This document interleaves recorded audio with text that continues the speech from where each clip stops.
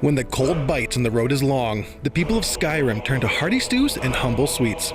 Let's recreate these rustic comforts with braised rib stew and spiced root cake. Every ingredient tells a story of survival and creativity, but can we balance bold flavors with rustic simplicity? Let's find out how these dishes became Skyrim's ultimate comfort food. From the simmering pot to the final bite, these recipes are a testament to Skyrim's resilience. Ready your ladles and let's warm up with some true northern soul food. This hearty soup is a staple in Skyrim's most remote outposts, those tucked away hamlets and rugged hunting camps far from civilization. In these isolated places, every scrap of food matters and nothing is allowed to go to waste. Though the rib bone rattling at the bottom of the pot might raise an eyebrow, they enrich the broth with vital nutrients, especially important for those enduring the region's harsh, icy climate. It's also just the thing to help restore strength after a rough encounter, say, with an arrow to the knee. It is another Skyrim spring day here, and it's snowing, it's cold, so we're making ourselves some stew. Step one, we're salting it heavily. And we can't forget our favorite, pepper. Nice and peppery.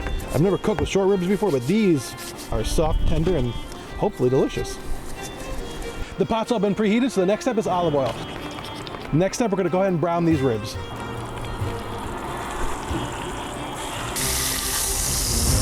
Beautiful crust, time to do the next side. Woo! Yo, we're gonna remaster these short ribs.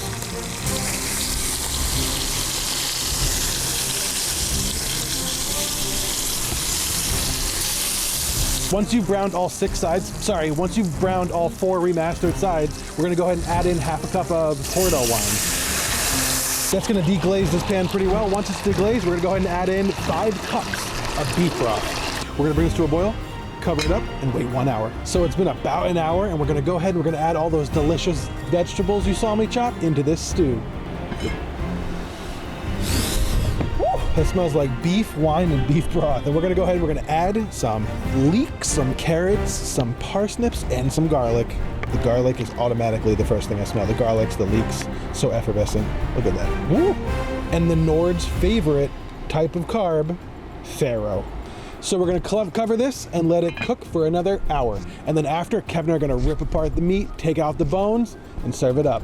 Even the most unassuming vegetables can surprise you, especially when they end up in sweet, spiced cake. While many of Tamriel's native roots are better left in the hands of expert alchemists, it's wise to skip the mandrake, cork bulb, and trauma root. Instead, stick with tried and true favorites like carrots and parsnips. Safe, familiar, and surprisingly perfect for baking into something magical. This cake isn't magic. It's actually pretty simple to make, and this is how you do it. We're going in with a half cup of packed brown sugar.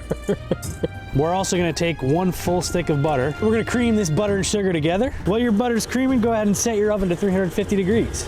Next, we're going in with a half a cup of molasses, 2 eggs. And because it's so cold, our sides are getting a little stuck, so we're gonna go ahead and make sure everything's getting mixed together. Next up, we're going in with a teaspoon of vanilla, a teaspoon of Nord spices, a teaspoon of ground ginger. Next, we're going with 2 cups of a mix of parsnips and carrots, half a cup of currants, followed by a teaspoon of baking soda. We're gonna reduce the speed, and we're gonna start slowly mixing in our flour. We got 2 cups of flour here.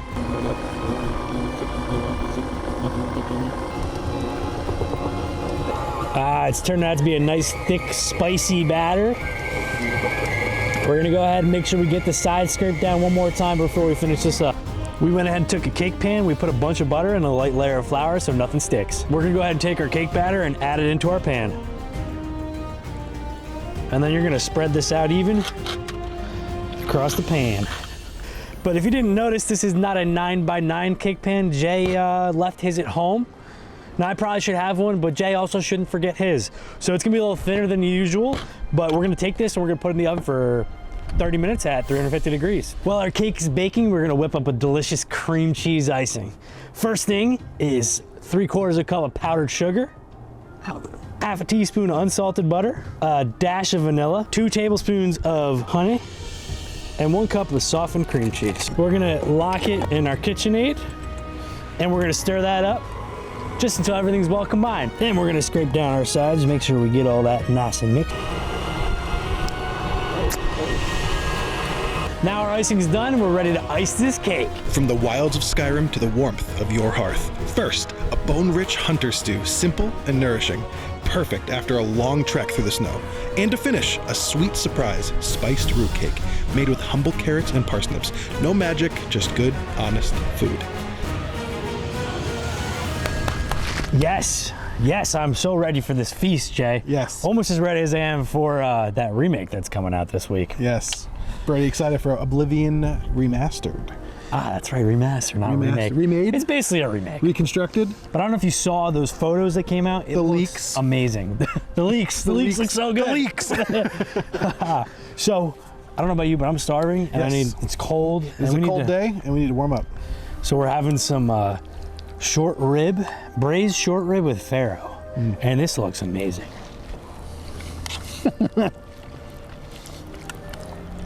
Tasty. Absolutely wonderful. There's a sweetness to it. The parsnips.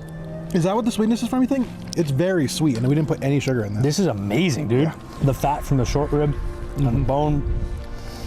Everything of this, everything's so good. If it was a cold winter's day, which it is. Even though it's April. This is what you want to warm me up. I don't know how that's gonna top this. Why don't we find out with some spiced fruit cake to top everything off. Cheers, brother.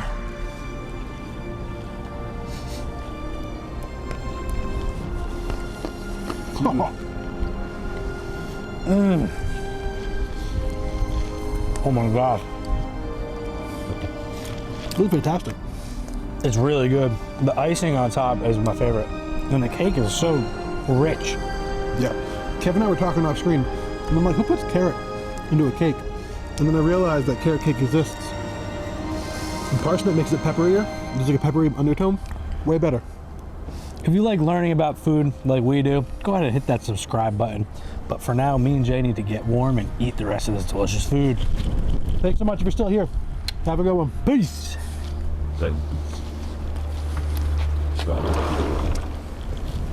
Ça se continue.